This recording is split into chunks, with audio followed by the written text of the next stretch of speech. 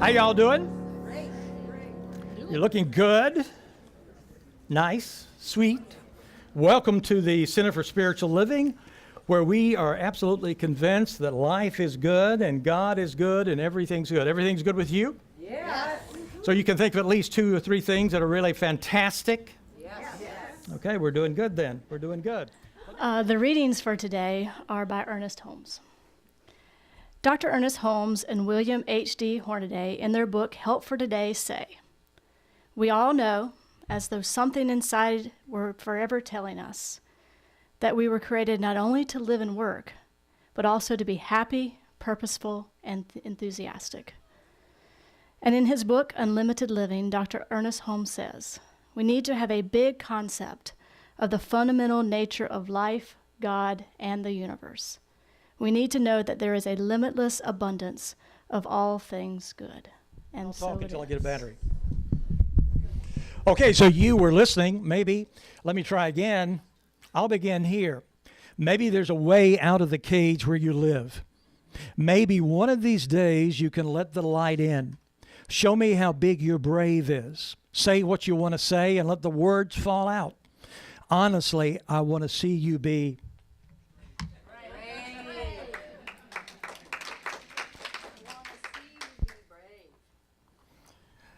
I believe my light's on now. Can you hear me?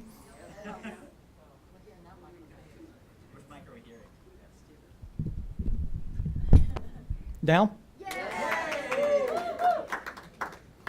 Sometimes I need to be charged.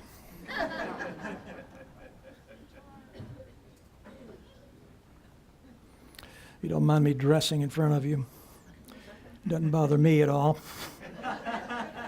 Okay. So that song was inspired by a friend of the writer who was about to step out of the closet and shock, they felt, their family and their friends. And so she wrote that great song.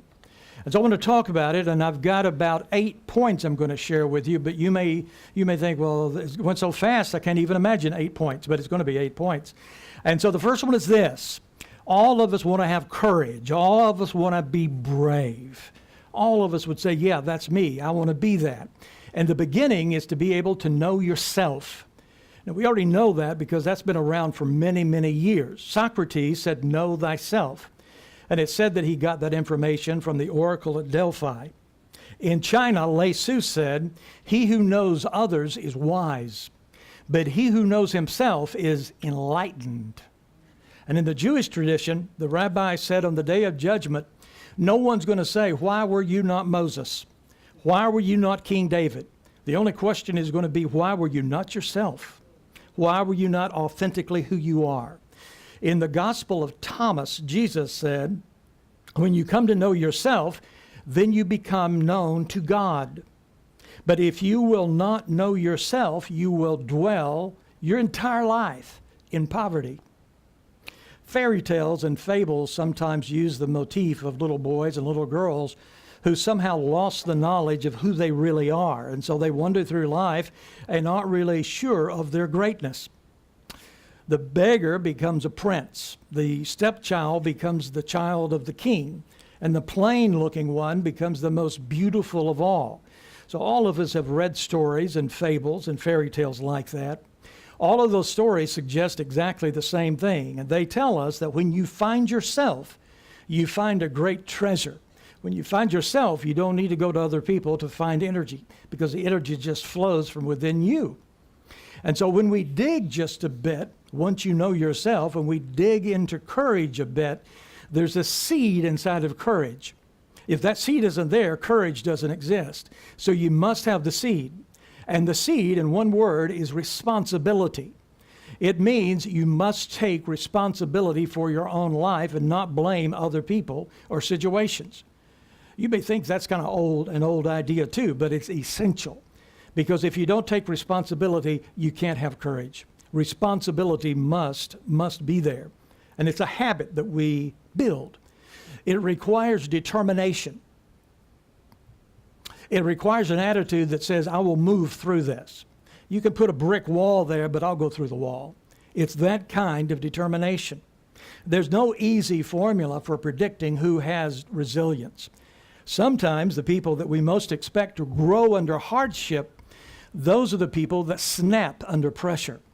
And then sometimes the people we most expect to crack, so they, instead of cracking, have great strength and move through something. There's no way to predict who's going to have resilience. But for sure, if someone has resilience, they have responsibility growing inside their courage and inside their heart. And so I believe there's really one question that we can always ask ourselves to determine if we can really stand under pressure. And that question is, what are you responsible for? Responsibility. The more responsible people are, the more resilient they're likely to be. And the less responsible people are, the more likely it is that life will crush them. And you may have seen some people fall under that kind of pressure. And so the root of your power, the root of your resiliency is the willingness to take responsibility for yourself. And that means as you describe your life to yourself and to other people, you don't blame someone else. You don't look at other people, but you look at yourself. Most of us have lived long enough to know that life sometimes can be tough. Most of us have lived long enough to know that sometimes life can be cruel to people. Sometimes life doesn't seem fair. All of us know that. And let's say, just for fun, let's just say that you're not responsible for everything that's happened to you your entire life. But we do have to say that you are responsible in this moment, how you respond and how you react to everything that happens. You must claim that responsibility because that's your power. That's what gives you the drive to move through any situation. I've seen people in miserable situations. I've seen people be uprooted from their homes, and I've seen people lose loved ones in violent ways and sometimes not violent ways. I've seen people be torn from their lives. I was in Jamaica once, and we were driving to a resort area, and we were driving through the area, and all the people were appalled at the poverty they were seeing in Jamaica. It didn't shock me because I had grown up and seen poverty like that all my life in eastern Kentucky. Poverty, pain, suffering. I've seen people in miserable situations. And some of those people were beaten down by the misery. And I've seen other people in the same situation rise and stand tall and even stand proud, even in a situation like that. Some people, when it gets rough, withdraw from life, and other people engage life. Some sat in their trailers and smoked all day, of the people that I knew, and others found a way to make a difference in lives of other people. Maybe teaching a child, or maybe sewing garments together and fixing clothes, or digging a well, or getting a car started so a family could go and find food at a supermarket or maybe somewhere else. Even at the most powerless, some people find power that cannot be shaken and cannot be taken from the events of life. If the only thing we've got is based on how everything's going, we don't have much. We want to be strong enough and wise enough so we can live our lives and live life from within and not be shaken by anything that's happening on the outside. Doesn't mean we're laughing all the time. May mean we're crying sometimes, but it does mean we stick to it. It does mean that we keep moving. The first word out of a complainer's mouth is often they. They did this, they didn't do that, they. They wouldn't, they can't. Whenever we use the word they, we distract from the word I, meaning I am responsible for my life. They suggest that somebody else is in charge. They suggest that I have no leadership. They suggest that I've given it up, that I'm no more than a victim. We don't want to use the word they. We want to use the word I and say, I am responsible for my life. And when we stop blaming and we begin to rise, we're able to say, I am responsible.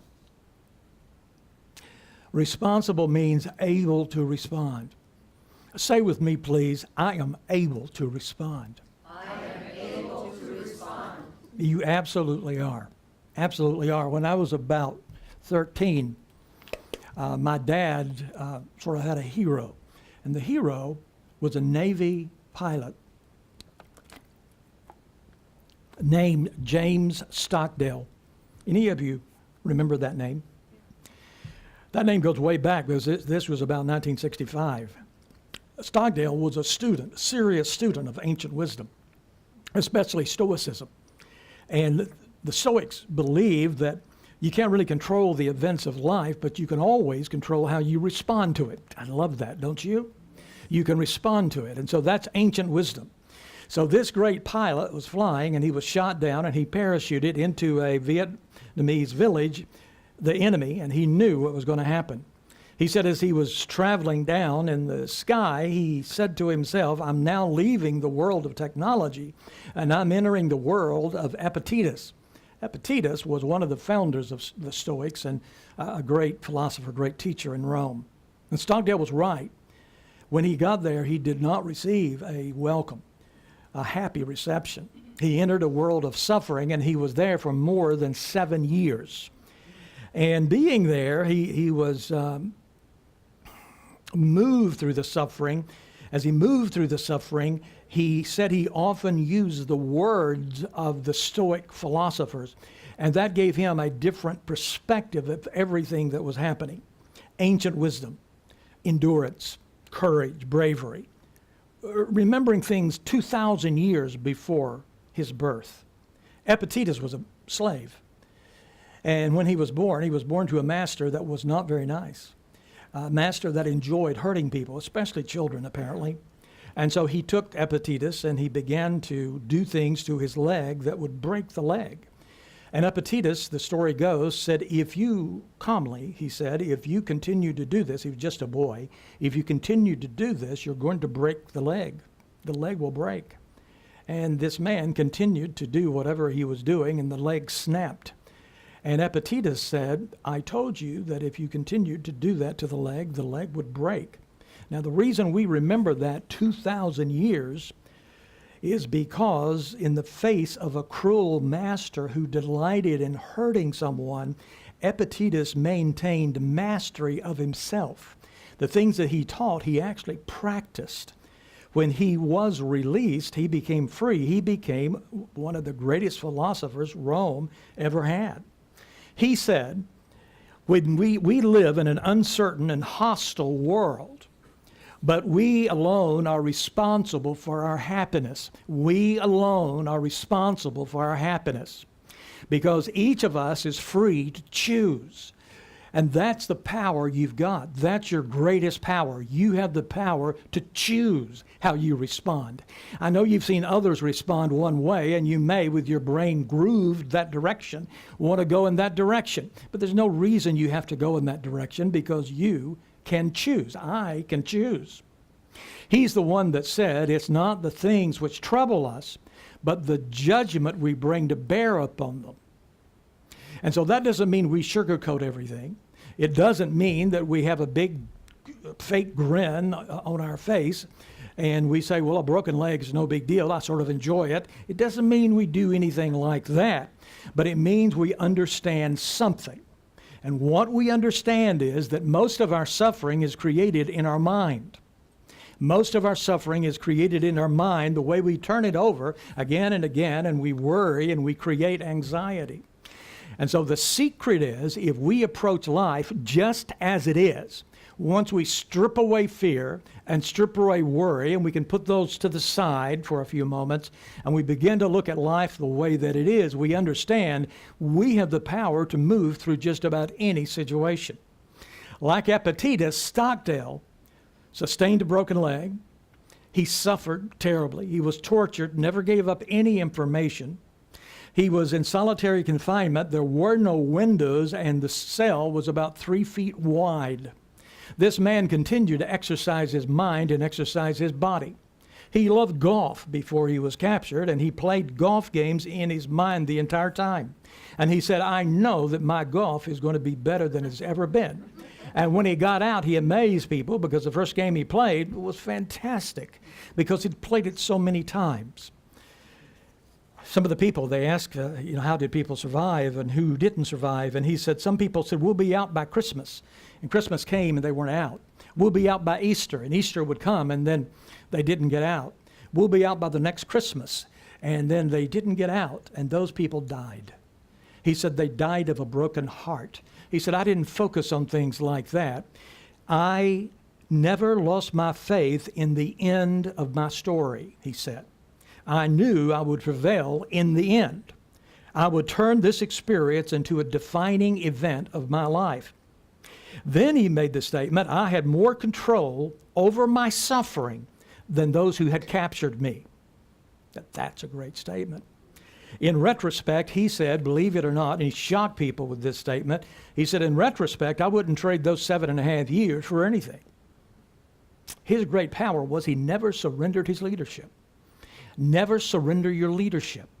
Never surrender your leadership. You've seen people surrender their leadership. Maybe you saw your parents surrender their leadership. You saw your grandparents and your relatives and your cousins and your uncles and your sisters and your brothers. But never surrender your leadership because you're living in a different domain. Never surrender your leadership. You and I probably will never suffer like Stockdale did. But you may be knocked off your horse a time or two. You may be rejected sometimes. You may be hurt sometimes. You may feel powerless sometimes. But it doesn't matter how big or how small the situation is, find a way to grab hold of something. Find a way to grab hold of something and remain stable because you grab hold of something and you have the power to do that.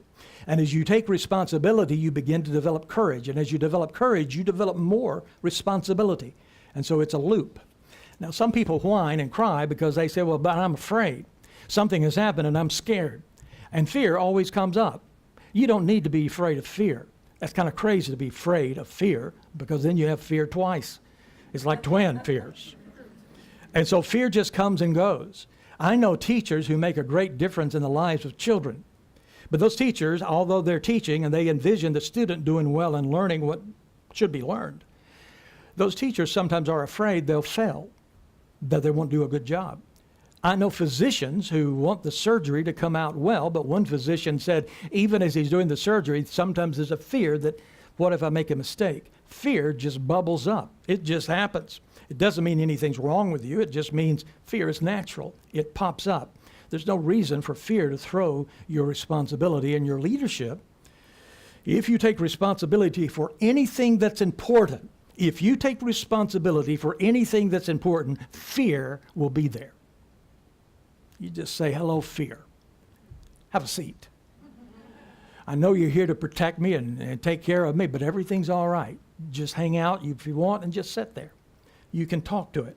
And any worthy challenge is going to be there. Fear is part of the package that we call responsibility. And so some people want to eliminate fear, and they're trying to do something, they're trying to create something, they're trying to deal with something, and then fear comes along, and then they begin to focus on fear, and they forget the project.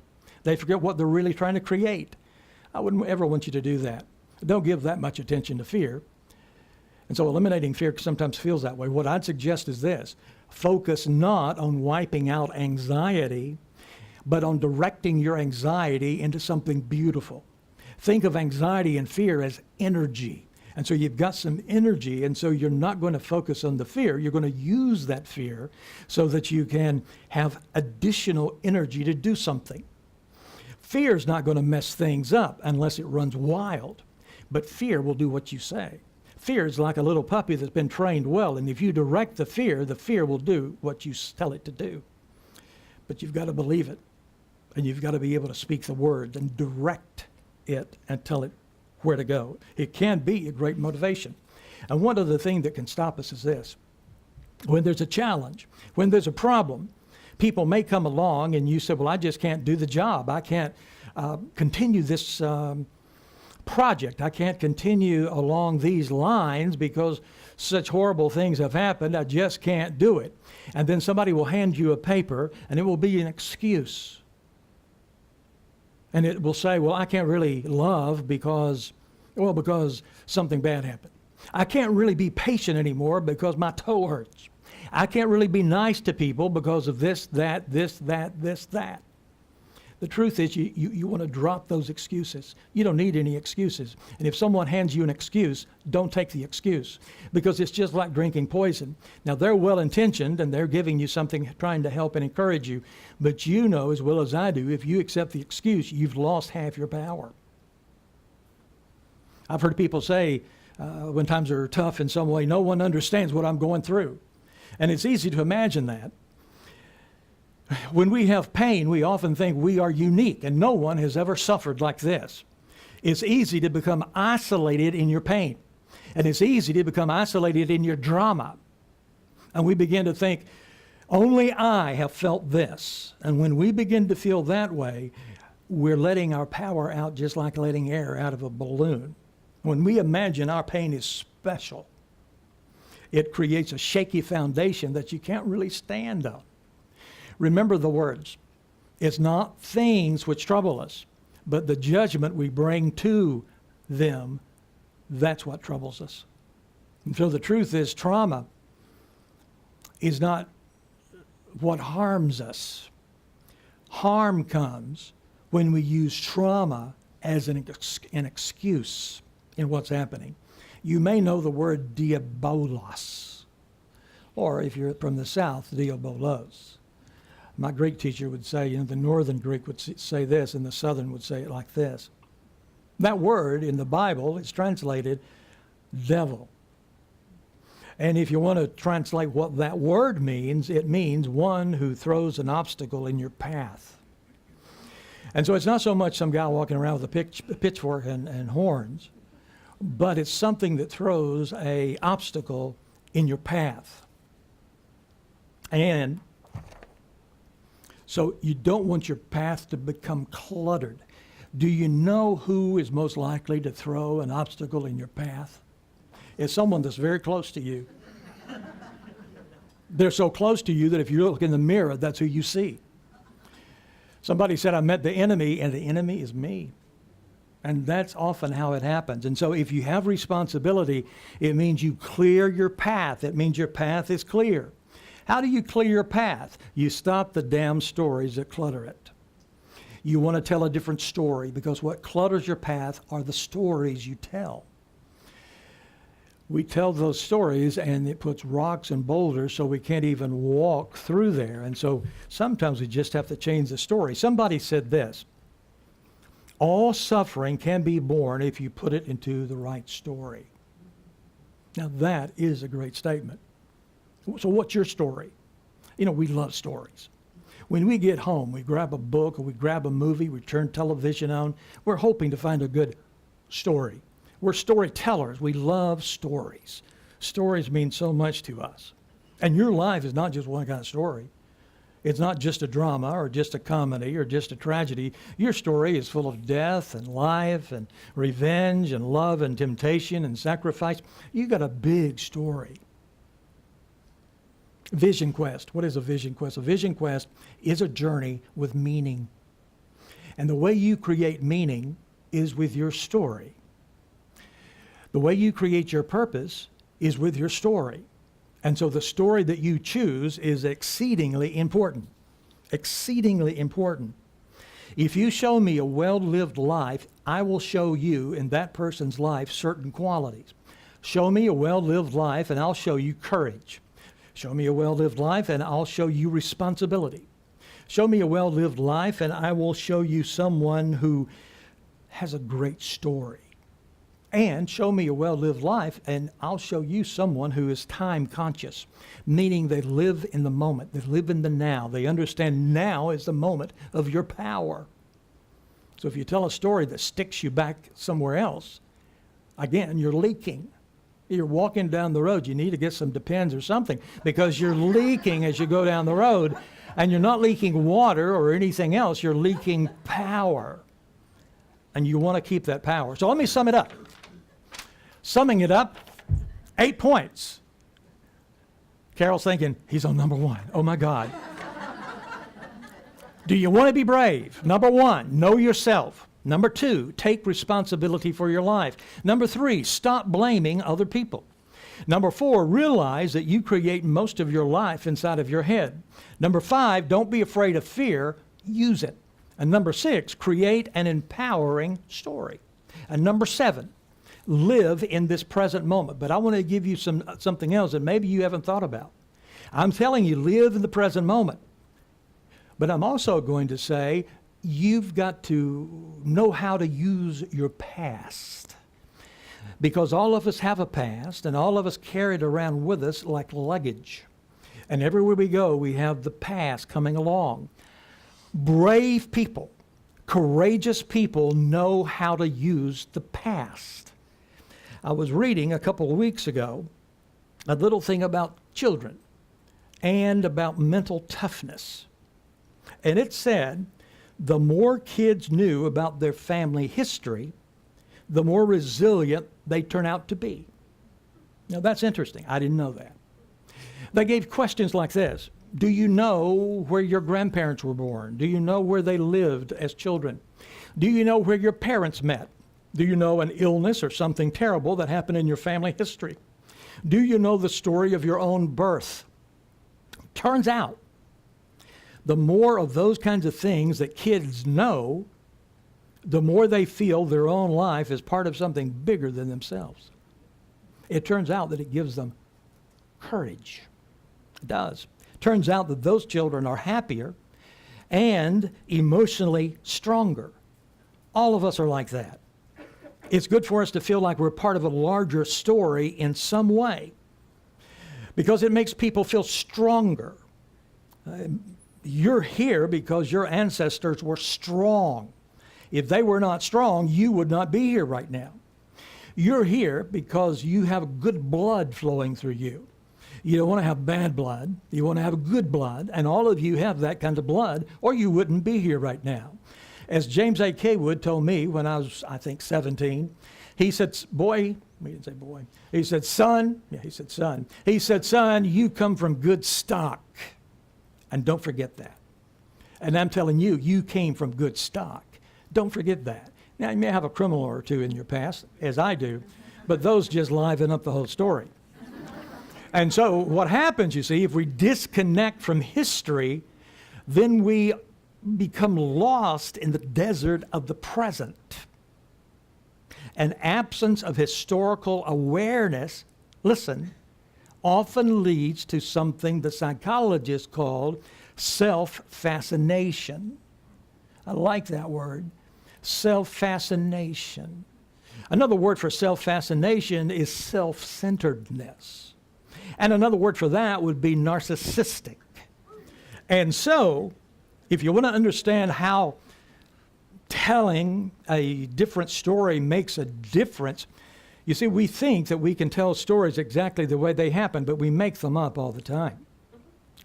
Our mind is not a camera. We don't take pictures and file them away exactly the way they are. We interpret them. We change them. And so people who have courage, people who are brave, those people play with their own story. And so they take the story and they create it in a way that's going to help them stand tall. You can do that. You're not remembering it 100% anyway. So why not mess with it a bit and turn it into something that empowers you? Telling the story doesn't change what happened, but telling the story in a different way will radically change your life. You're the author of the book. You're the author of your story. And so tell a story that makes you feel strong. Tell a story that makes you feel powerful, brave, courageous.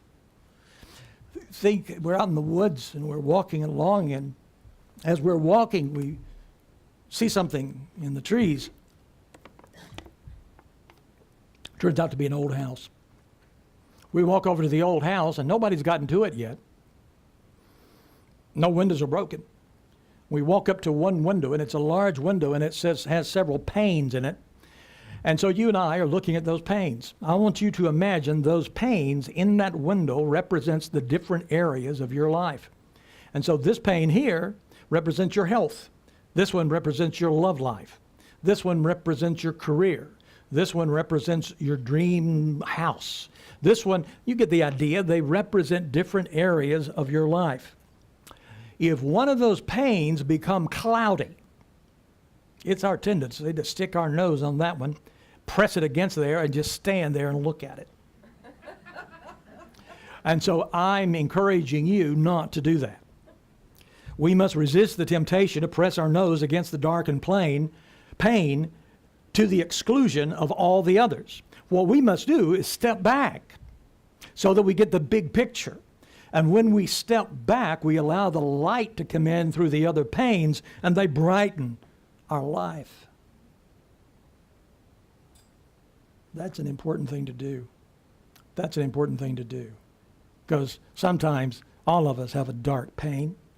It may remain such, but we got some others. And we've got the power to choose where we focus. It's important. How many of you have seen the movie The Legend of Beggar Vance? If you haven't seen it, you need to see that movie. It's an older movie. Will Smith is in it. And who's the other guy? Matt Damon is in it. Fantastic movie. Deeply spiritual. Steve Pressman, I believe is his name, that wrote the story. He studied the Bhagavad Gita a great deal, and it's spread throughout the whole movie. It's a beautiful movie. I've seen it 20 times probably. Great movie. To set it up just a bit, the guy was a great golfer. He was miraculous. And then he went to war, and he lost all his comrades. And he came back, and he was just drinking and didn't think he could do anything. The town of Savannah said, "We need you to play."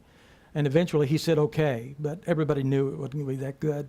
He started out wasn't that good. He had a caddy, Will Smith, who turns out to be kind of the God figure, the angel figure that talked to him. Quite funny. Great job acting, both of them. And so that's the basic idea. And I'm going to use some of their words from the movie as I close, and I want that to be our prayer. And I want that to be our meditation. And so I'm going to ask you, if you will, to close your eyes and just listen to the words. Try to get into a relaxed state. Take a nice deep breath, and I'll read the words. This is Beggar Vance, the caddy, speaking. And he says, "You've lost your swing. You've lost your magic," says to Matt Damon. He says, "Yep. Inside each and every one of us is one true, authentic swing. Something we were born with. Something that's ours and ours alone. Something we can't be taught and we can't learn it. Something that's got to be remembered. Over time, the world can rob us of that swing. It gets buried inside of us, so deep that we can't even find it, under all the wouldas and couldas and shouldas. Some folks even forget what their swing was like. In the movie, if Juno, Matt Damon, if he doesn't find his authentic swing, he's going to lose the game. That brings tears to my eyes to think of that. Because he's not just losing the game. He's losing everything. He's losing his life. You've seen people who know their swing. You've seen how they move and how they talk and how they move through the world. It's not something you learn. It's something you remember.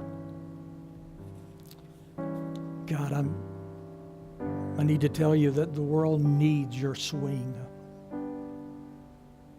The world is missing something if you don't do it. Because only you can do it the way you would do it. And that's why it's important to be brave and courageous and strong. Beggar talked to him about the field. He said there's a field around everything. And he said to him, "It's time." And he said, "Time for what?" And he said, "It's time to see the field. It's time to see it. Feel the focus. There's only one shot that's in perfect harmony with the field. That perfect shot is trying to find you. And all we got to do is get ourselves out of the way and let it choose us. We have so much weight that we carry. And so in this moment, I'm going to ask you to think of the weight of worry and fear you carry and just take it off your shoulders and drop it to the floor. And as you do that, you may feel lighter. Because what I'm talking about is life. It's kind of like a game, but it's a game that can't be won. It's only played. And so if you drop the weight, you drop the worry and the concern and open up and get real still, then it's time to come out of the shadow and play the game. The one that was given to you before you were born. It's time. It's time. Your perfect swing. Let yourself remember. Remember.